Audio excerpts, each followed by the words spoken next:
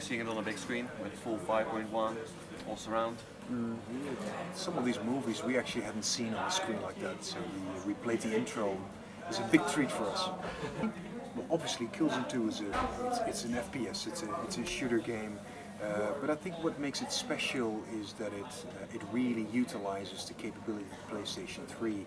So the experience that you get in Killzone 2 on the PlayStation 3 in combination with an HD TV and preferably a 7.1 surround set is just this massive adrenaline rush, this roller coaster ride experience, you being submerged in this theater of wars, as we call it. That I think is the essence of the game.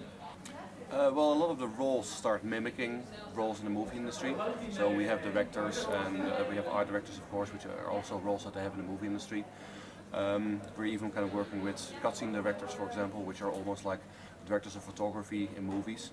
And then we have a lot of producers, and that is very similar to the movie industry at the moment, where your art department has a producer and your props department has a producer. So basically on scale they at least kind of look alike, and on structure they look alike as well. There's still a big difference between the movie industry and the games industry though. So I actually think that the diversity is a big asset. That specific example that you give is on visual design. I think that's what makes the Killzone team quite unique, is that we invest in a dedicated visual design team. When you hire people like architects, and obviously they have a very good understanding of creating stuff that they could create in the real world as well. But we also do that with vehicles, with industrial engineers, industrial designers, etc. So it adds to the believability, the credibility and the diversity and just the depth of the quality of the designs. That's why we do it. Well, in the background story it's always been a very dark and evil place. Dark and very hostile, very unfriendly, very unwelcoming. And the Helghans have been sent there in our background story by the ISAs as a sort of punishment for things they had done in the past. So this planet has made them like this. It's hardened them and it's made them much more hardened for battle, much more weary, and that fits them very well. They have this hostile planet that's kind of nurtured them to become very hostile themselves. One of the things that we always wanted with the whole story is to keep it recognizable. So we're basing a lot of things off wars that have already happened or are even in progress at the moment, just to get this believability into it. So for a large part, a lot of the battles are based on World War I and World War II, for example. It's kind of the recognizable set-piece wars. So, for example, the first level is a little bit like D-Day.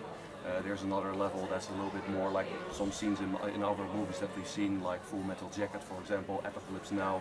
And we want to create these kind of epic, very recognizable war settings. So that's our primary research material. All these wonderful war movies of the past. You're absolutely right. I think it's important to realize what you want to do with the game. And as I said, in terms of the core gameplay experience, we very much did take a back to basics approach, where we looked at what is it that makes a shooter game, a first-person shooter game, a good game, and we focused on the very key elements of the impacts of your bullets, the animations, the hit responses, the core gameplay being consistently intuitively in first person. So you're absolutely right that back to basics approach and following the traditions of that is an important part. Having said that, I think there's still room for innovation, and we've implemented some innovations. I gave the example of the hit response system, but also in multiplayer, for instance, the batch system. So there's always ways to improve games and add genre innovations to a game that perhaps follows the traditions of a genre.